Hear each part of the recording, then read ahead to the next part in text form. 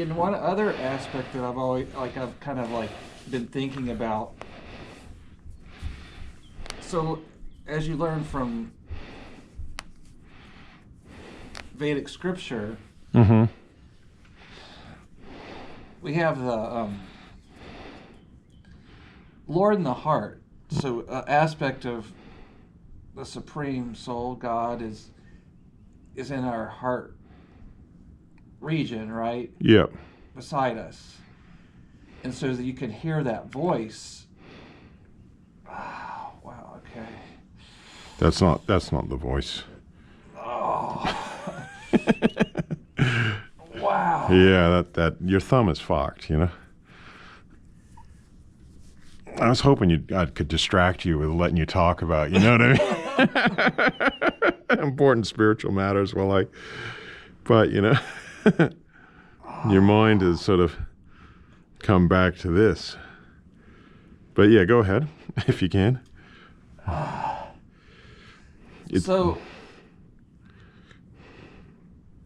But you also have an element. So that's an element of the subtle body, which is the intelligence, the buddhi, right? Mm-hmm. So a question I've kind of like... The buddhi, B-U-D-H-I, is that how you say it? Yeah, buddhi. Okay, I've heard that, but I didn't quite. Yep. That's the Sanskrit term for intelligence. So the question that's been swirling into my mind, and so your intelligence also is a type of voice. Don't... Somebody just offended you, don't kill him. Yeah. Yeah. But so like one of the things that I've kind of been swirling into my mind for a while is like the distinction, like when does a person know it's the Lord in the heart versus the buddhi, the intelligence? Like, Mm-hmm. you know, like it's sometimes can be that's the subtle. I mean, obviously the intelligence can be purified and then it's one and the same. But until that happens, there is a distinction. Mm-hmm. Has that ever come up in your mind, like that kind of like that, like how does one know when it's one or the other? Oh yeah, I mean, because of course you got people that, you know, say they hear God and God told them to do this and God told them to do that, you know, and you go, well, that's not like actually a very nice, you know, whatever, you know what I mean? Like, I think you're crazy, or you know what I mean? Like and then you got other people who are more like, well, that's maybe God did tell you to do that, you know. Obviously, otherwise, if God couldn't, really, the whole idea that God can't speak to us is stupid, you know what I mean? Because if God's all powerful, and of course, and we're all his children, so of course he can speak to us, you know.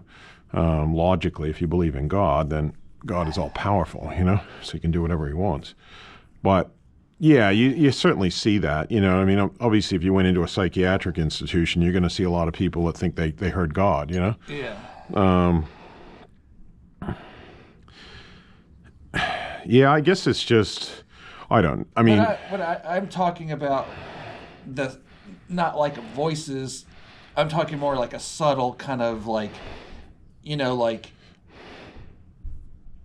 mental picture of sorts, like you should go down, take this path. You know what I mean? Like when a person's maybe in a prayerful state or in like could be a fight flight kind of situation, you know, like, you know, do this, you know, like don't do that. Like your gut, you know, what people talk about, their gut feelings or their intuition, like and sometimes that gut feeling could be could be one of those, or it's either one of those two. Is a pure, like as your intelligence is purified, I think there's a closer connection, right? Yes. It becomes like it blends into one. At some point, if a person is a pure, has pure consciousness in terms of God consciousness, but yeah, that's just something that's kind of like is something that I've kind of like thought about a bit, you know, because and also just the interaction between the mind, which is the tape recorder that stores the memories and is the reservoir of as the desires from the outside are coming into you and influencing you, versus the brain, which is kind of like the the what the mind is using to run the body and to you know what I mean? Like it basically like kind of the computer of sorts. You know? Yeah, yeah.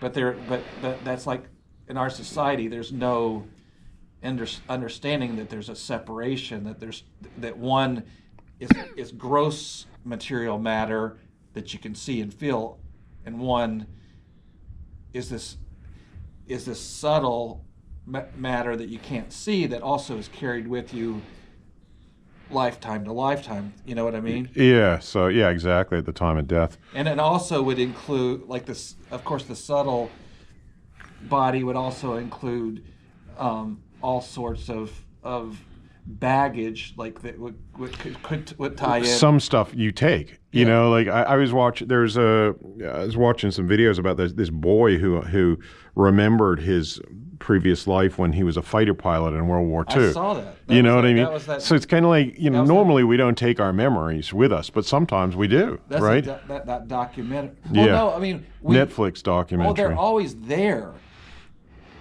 We just can't access them. Yeah. Most 99% of the time, we just don't have. They're always there, but we just don't have the ability to like.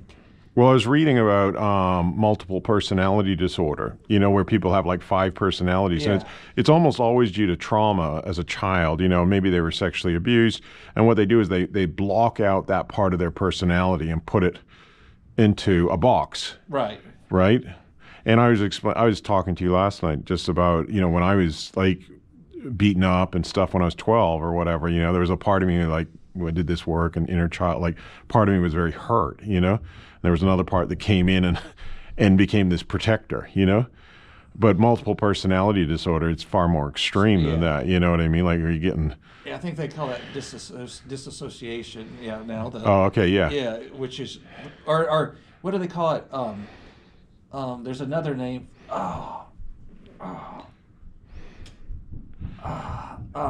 Which can be an element of PTSD. It's kind of like the painful memories, you know? Yeah. I like kind of when I'm talking to soldiers that almost got, you know, that got shot, and, you know, death is like all around them. And then, you know, and it's kind of like if you haven't dealt with your feelings around death, then that's very traumatic. You know what I mean? The fact that, you know, because in war, like right now, you and I can go, oh yeah, we can, you know, we're all going to die, you know? But in war, it's kind of like we could all die in 10 seconds. You know, it's like the imminence of it is often very much higher. I don't know where we can go, but yeah, but you know, it's so weird. Like I was just thinking of one other thing. Like, I don't know, something that you said brought up a memory for me. I was in Paris. And I was getting on a train. I was just, you know, in between teaching and, you know, and anyway, I got on this train, and this guy dropped like a coin in front of me. And I was like, I saw, I kind of knew he'd purposely dropped it. And then he brushed up against me, right? Got the coin, was getting off. And a voice inside my head literally said, check your wallet. And he'd stolen, Holy cow. And he'd stolen my wallet. Like, it was a voice. I was just this naive, like, idiot. You know what I mean? Like, he was obviously preying on me because I was like a tourist, and he was like, you know, he had his like he could spot me. But another voice, and it was like, it wasn't me. Like, it was so weird. And and then I looked out the window, and he smiled. He's like, as the train's going, you know what I mean? Oh, so he had already gotten it, and the train doors had, because you know he had his plan. You get in, you get the wallet, the train doors close, you're out, you know. And then like, there's no way. Yeah, and the Paris police are like, oh, what do you expect? It's Paris, you know. And I'm like, don't you have cameras? No, you know, it's summer. You're a tourist, you know. Well, I expected a little bit more. You know, but I never forget that, because it was like I was just it was like it wasn't, you know, my voice or something, or it was somebody, you know. And people talk about, I guess, archangels, or you know what I mean. Like, people have often talked about this kind of stuff, but protecting, you know what I mean? Yeah. And it was almost kind of that nature, you know. But I don't know. It could have been part of me. like another awareness of me, or you know what I mean? I've often tried to think about. Yeah, Uh, I wouldn't know how to yeah, I don't know, like it's almost like like extrasensory, kind of perception kind of thing. yeah, yeah. I mean, it didn't save my fucking wallet. You know what I mean? Like, it's kind of like, thanks for telling me, but you know what I mean? Like, like, could you have told me, like, you know what I mean? Like, 5 seconds earlier. yeah, 5 seconds earlier, but so it wasn't even logic. Like, if you know what what I mean. Like, I'm not saying it wasn't logical. Sorry, whoever. I appreciate the protection and all that, but, yeah. So I don't know. Life is so weird, and I think that's the important thing to keep in mind is a sense of humility and wonder about the nature of life itself, and that's my experience of just working, like I said, seeing exorcisms in people, seeing such weird shit, Yeah. that I just I just gotta go, fuck, I really don't understand the nature of reality, and the world and the dimensions, Yeah. Fuck, when I saw some of these possessions with people, and I made the mistake after I saw the first exorcism that was done by one of my students, we've got that on video. I made the mistake of going onto YouTube and videoing exorcisms, and like a lot came up about Emily Rose, who was the woman in France who they made the movie The Exorcist about. But they actually made a recording. So she was like very religious Catholic, but she slept on floors, and I don't know the whole story. Okay, but that movie was based on a true story, and 100 different Catholic priests tried to exorcise these demons out of her, and it wasn't successful, and she died.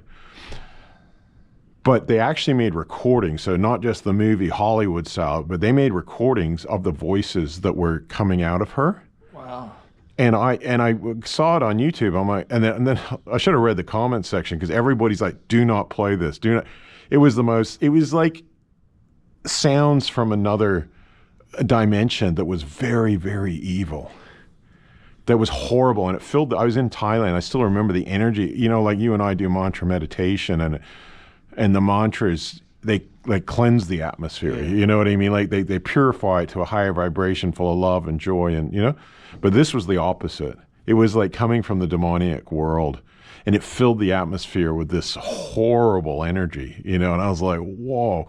It made me realize that there are different dimensions, to this world that are both here. They're here while we're here, Like portal opening. Yeah, I sometimes watch this cop show, The Rookie, and they interrogate people through a window, it's a one-sided window. The people can't see out, but the other people can see in, Yeah. And I think there's a lot of that actually kind of going on in this world, where these entities, both good and bad, you've got your more higher vibration entities, and then you've got these kind of lower ones, and those lower ones can get into people who are having, hard times, like I think like obviously that guy from Yugoslavia, his father was in a prisoner of war camp and being tortured, and you know what I mean? It was like that whole 1995 kind of Yugoslav war was filled with like horrendous torture, and you know what I mean? Like basically demoniac,